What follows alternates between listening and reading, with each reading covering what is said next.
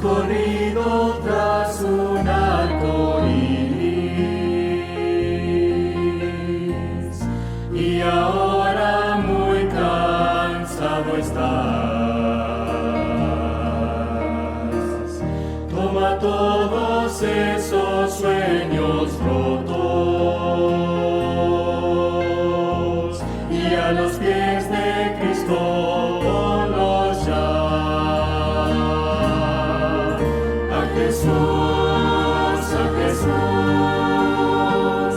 A Jesús entrega todo, sueños rotos y heridas del corazón.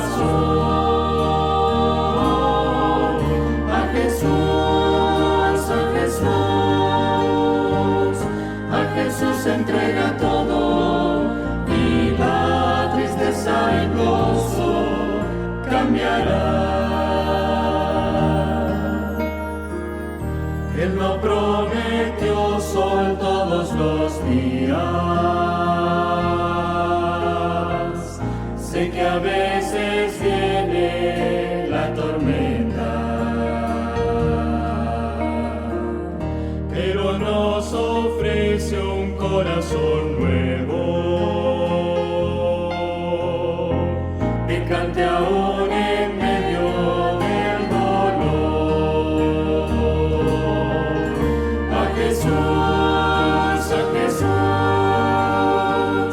A Jesús entrega todo, sueños rotos y heridas del corazón.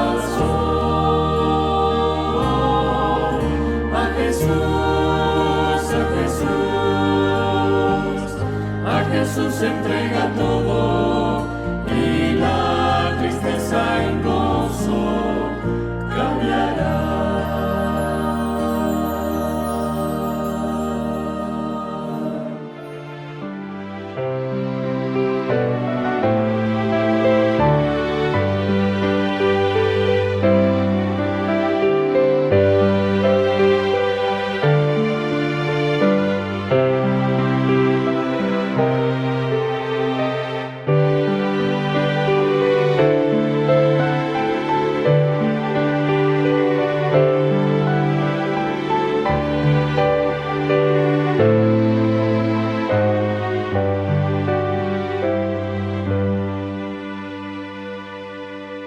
Me da mucho gozo poder saludarte en este día. Es un privilegio para mí participar del estudio de la palabra de Dios contigo. Y vamos a tener una oración para empezar nuestra reflexión de hoy. Amado Dios, te damos gracias por este maravilloso día. Gracias por todas las bendiciones que recibimos de tu mano. Gracias porque sabemos que has estado con nosotros en las circunstancias de crisis y en todo tiempo. Y porque al mirar el futuro sabemos que la bendición que tú nos has prometido va a alcanzar a cada uno. Rogamos que tu paz esté en nuestro corazón y que tu Espíritu nos guíe a la verdad. En el nombre precioso de Jesús. Amén. Nuestro tema de hoy, un milagro para un paralítico. Los milagros de Jesús tienen un significado muy grande para mí, un significado personal. Después de haber visto muchas manifestaciones sobrenaturales de Dios, y ustedes ya han escuchado varios temas donde hemos hablado de la manera en que Dios ha obrado con muchas personas, de manera que los seres humanos no entienden ni pueden explicar. Y estamos en este tema de milagros, hemos estado en el tema de los milagros por todo el periodo que corresponde a este año y seguiremos con la ayuda de Dios. He visto milagros en el ministerio pastoral y por supuesto también en mi vida personal y puedo testificar de cuán grande es Dios. Es mi deseo que mientras estudiemos este tema en esta hora puedas pensar en las grandes maravillas que Dios ha hecho en tu vida y posiblemente con tu familia o con tus amigos, compañeros de trabajo, y te puedes proyectar a lo que vendrá en el futuro, cuando Dios hará prodigios todavía mayores particularmente cuando se derrame el Espíritu Santo que ha sido prometido sobre toda carne. Claro, no está hablando en sentido absoluto, pero será una manifestación abrumadora de la presencia del Espíritu Santo en el mundo. Y se prepararán las multitudes para la segunda venida de Cristo. La promesa es: y en los postreros días derramaré mi espíritu sobre toda carne, y vuestros hijos y vuestras hijas profetizarán, vuestros jóvenes verán visiones, y vuestros ancianos soñarán sueños, y daré prodigios arriba en el cielo, y señales abajo en la tierra. ¡Qué hermosa promesa! Sangre y fuego, continúa diciendo Hechos 2, 17 al 20, lo que estamos leyendo, y vapor de humo.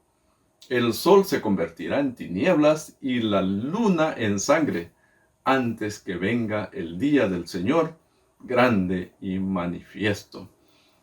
Las palabras prodigios y señales indican manifestaciones sobrenaturales del poder de Dios que llamarán la atención de la gente, y muchos aceptarán a Jesucristo como su Salvador personal cuando se manifieste la lluvia tardía, el derramamiento del Espíritu Santo.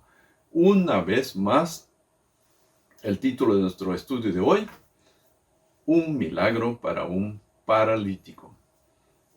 En San Lucas 5, 17 al 26 tenemos este relato.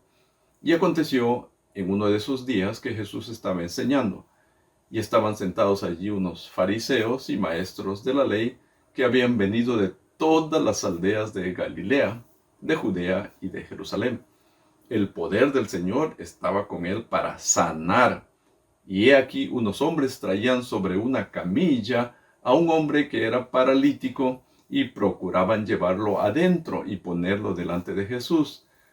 Al no encontrar cómo hacerlo a causa de la multitud, subieron encima de la casa y juntamente con la camilla le bajaron por el tejado en medio, delante de Jesús. Al ver la fe de ellos, Jesús les dijo, o se dirigió al hombre específicamente con las palabras: hombre, tus pecados te son perdonados. Entonces los escribas y los fariseos comenzaron a razonar diciendo: ¿quién es este que habla blasfemias? ¿Quién puede perdonar pecados sino solo Dios? Pero Jesús, dándose cuenta de los razonamientos de ellos, respondió y les dijo: ¿qué razonáis en vuestros corazones? ¿Qué es más fácil, decir tus pecados te son perdonados, o decir levántate y anda? Pero para que sepáis que el Hijo del Hombre tiene autoridad en la tierra para perdonar pecados, dijo al paralítico: a ti te digo, levántate, toma tu camilla y vete a tu casa. De inmediato se levantó en presencia de ellos, tomó la camilla en que estaba recostado y se fue a su casa glorificando a Dios. El asombro se apoderó de todos y glorificaban a Dios. Fueron llenos de temor y decían: hoy hemos visto maravillas. Esta es la historia de un cuadripléjico que había perdido toda esperanza. Sus extremidades no le funcionaban.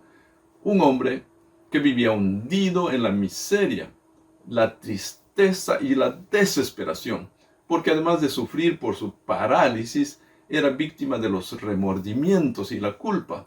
Sabía que su enfermedad era consecuencia directa de su pecado. Él estaba muy consciente de eso.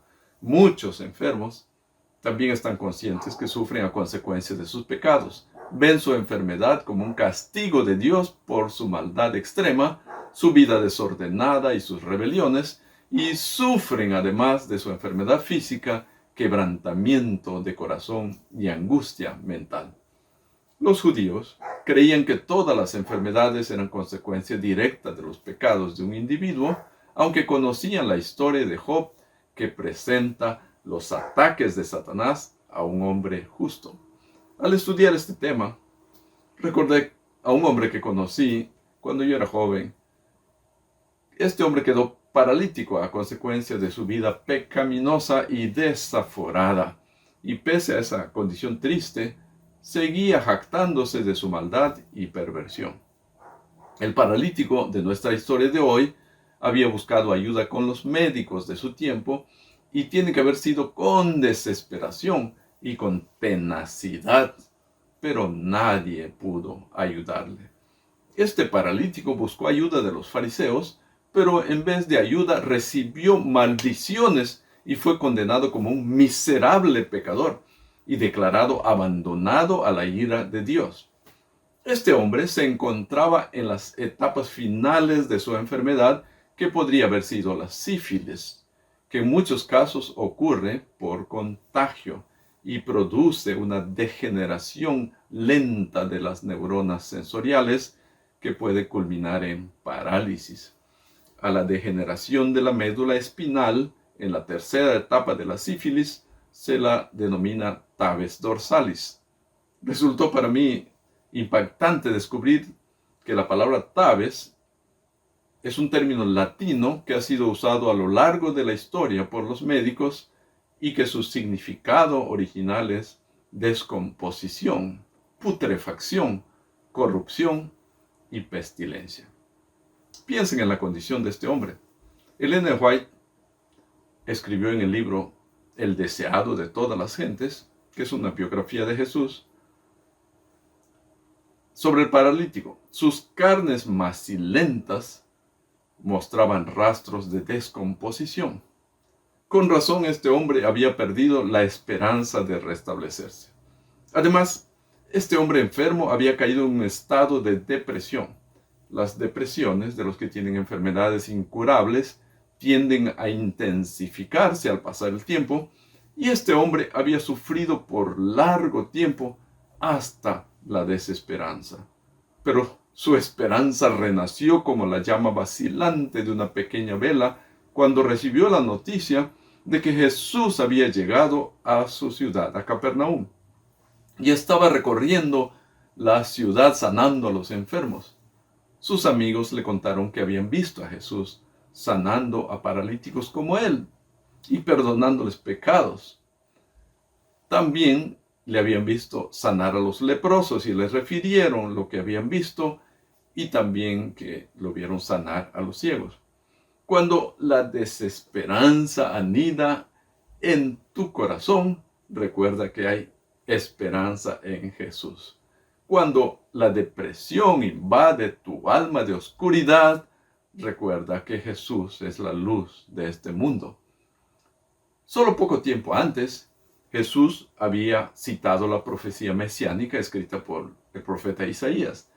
El Espíritu del Señor está sobre mí, porque me ha ungido para anunciar buenas nuevas a los pobres. Me ha enviado para sanar a los quebrantados de corazón, para pregonar libertad a los cautivos y vista a los ciegos, para poner en libertad a los oprimidos. Jesús estaba enseñando en la casa de Pedro.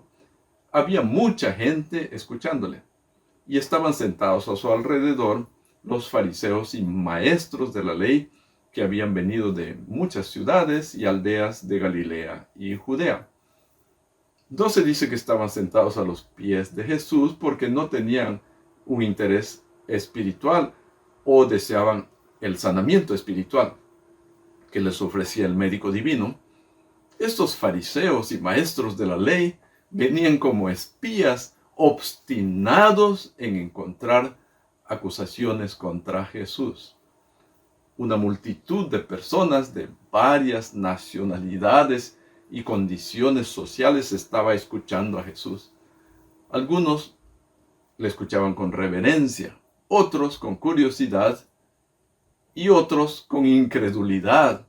Estaban esperando ver algo con sus propios ojos, como milagros y manifestaciones sobrenaturales para creer. Jesús tenía el poder de Dios para sanar, y estos mortales pronto verían un gran milagro, algo sumamente espectacular. El paralítico le suplicó a sus amigos que lo llevaran a encontrarse con Jesús. De modo que tomando su camilla, sus amigos se apresuraron a buscar al famoso médico. Quizás no se sorprendieron de ver la multitud que se arremolinaba alrededor de la casa de Pedro. Jesús tenía muchos seguidores, pero tiene que haberles sorprendido la terrible indiferencia de la multitud, porque no pudieron pasar por medio de la multitud para acercarse a Jesús. ¿Cómo se habrá sentido este paralítico que ya estaba tan debilitado por la enfermedad al ver que no podía pasar por medio de la multitud? Pero la llama de la esperanza se había encendido en su mente y en su corazón. Aunque él estaba atormentado, con gran determinación les dijo a sus amigos: «Súbanme al techo de la casa». ¿Al techo de la casa? Sí, al techo de la casa. No hay otra manera de que yo me pueda acercar a Jesús. No puedo dejar pasar esta oportunidad. Muchas veces, las multitudes son el mayor impedimento para acercarnos a Jesús. El consejo de la palabra de Dios es que no sigamos a las multitudes para hacer el mal. La multitud abyecta nos desprecia. La gente impía se ríe de los aleluyas y de los que van a la iglesia y de las cucufatas de la iglesia. Muchas veces la gente que rodea a Jesús, que tienen el nombre de cristianos o tenemos el nombre de cristianos, estorbamos a los enfermos que vienen a buscar al médico. Impedimos a los pecadores que se acerquen a su Salvador. Quiera Dios que tú y yo nunca formemos parte de los que forman murallas humanas y estorban a las personas para acercarse a Jesús. Mientras Jesús enseñaba, cayeron terrones en el piso de la sala de la casa de Pedro. El discurso de Jesús fue interrumpido repentinamente. Todos los ojos se fijaron en el cielo raso allá arriba. Una gran porción de tierra cayó esta vez y por entre el boquete abierto entró un resplandor de luz y apareció la cabeza de uno de los amigos del paralítico.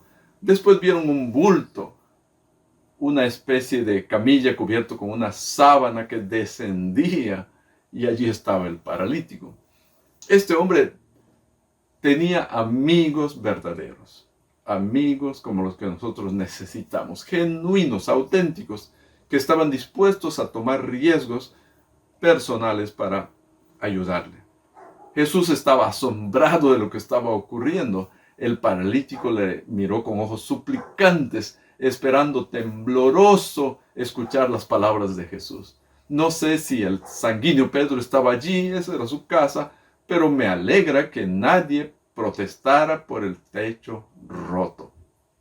A veces tenemos que romper algunos techos para ayudar a la gente.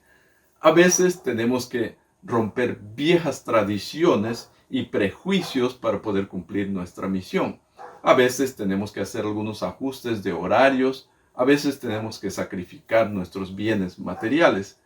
Es que un pecador tiene inmenso valor, mucho más valor que todos los techos del mundo. Aunque tu techo sea de oro, ábrele un hueco, un boquete si es necesario, para que puedas llevar a una persona a los pies de Jesús. Recuerda que un pecador tiene más valor delante del cielo que cualquier posesión terrenal. Jesús dio su vida por esa persona, por ese pecador necesitado de un Salvador. Uno de los factores que ha impedido que nuestras iglesias crezcan, en muchos casos, es que cuidamos mucho nuestros techos, nuestra seguridad, nuestras estructuras. El techo es un símbolo de seguridad. Diariamente nosotros escuchamos: tengo un techo debajo del cual vivir, o esta persona todavía está bajo mi techo. Símbolo de seguridad y de protección.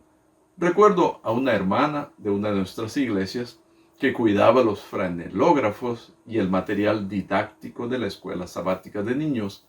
con el celo de un administrador de un museo de arte. Se jactaba que los materiales habían durado muchos años bajo su cuidado, aunque estos estaban amarillentos, manchados y rotos, y ya no eran adecuados para representar los personajes bíblicos y menos a Jesús si el manto se veía amarillento o manchado. Pero llegó el tiempo de invertir en materiales nuevos, y eso es lo que finalmente se hizo.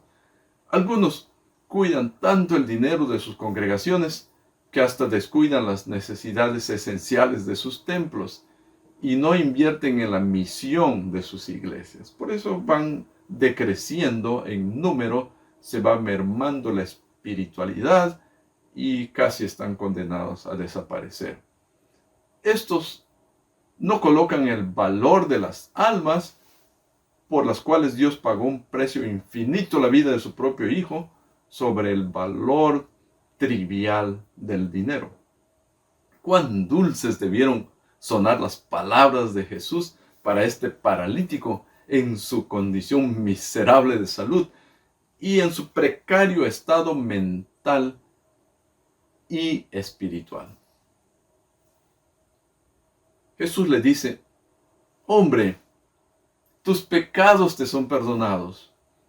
Y un instante después: pero para que sepáis que el Hijo del Hombre tiene autoridad en la tierra para perdonar pecados, a ti te digo, levántate, toma tu camilla y vete a tu casa. Está claro en el relato bíblico que el paralítico encontró en Cristo curación para su alma y para su cuerpo. Según el Ministerio de Curación, un libro de Elena White, hubo gran regocijo en la casa del paralítico cuando éste volvió trayendo con facilidad su camilla. Su familia le rodeó con lágrimas de gozo, pudiendo apenas creer lo que sus ojos veían. Allí estaba él delante de ellos en todo el vigor de la virilidad. Un hombre sano, restaurado. El hombre, dice más este libro, el Ministerio de Curación, andaba con paso firme y con soltura. Qué interesante, qué maravilloso. El gozo y la esperanza se dibujaban en todo su semblante y una expresión de pureza y paz había reemplazado las señales del pecado y del padecimiento. Ha tocado tu corazón esta impresionante historia de restauración corporal, emocional y espiritual. A mí realmente me toca el corazón. Si lo deseas, eleva en este momento esta sencilla oración. Señor, vengo a ti sintiendo mi gran necesidad de perdón y sanación. Te ruego que me restaures como lo hiciste con el paralítico de Capernaum. Creo que me puedes sanar. Te reconozco y acepto como mi Salvador. Oremos. Amado Dios, gracias por el estudio de tu palabra. Gracias, Señor, porque estos milagros nos animan y son una revelación de tu poder, de tu gracia y de tu amor. Gracias porque nos amas con amor inefable que no podemos describir con palabras.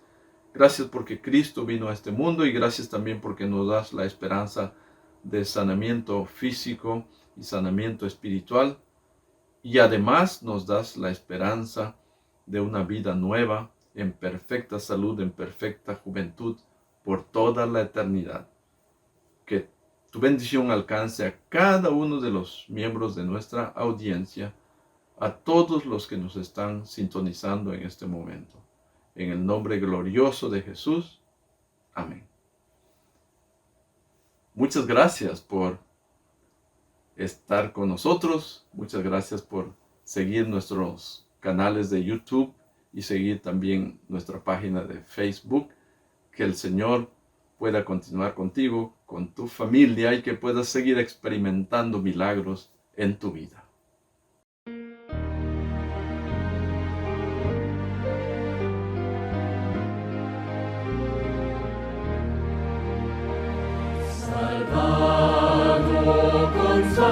por Cristo me agrada cantar de su amor. Ya soy por su gracia infinita un hijo de mi Redentor. Por él, comprado con sangre yo soy, salvado por su sacrificio, con Cristo al cielo yo voy. Alabo al Señor Jesucristo con alma encendida en fervor. No puedo callar lo que he visto, por eso hoy canto su amor. Por él, comprado con sangre yo soy, salvado por su sacrificio, con Cristo al cielo yo voy. Seguro estoy de que en gloria veré al autor de la ley. Me guarda en su misericordia, elevo mi canto a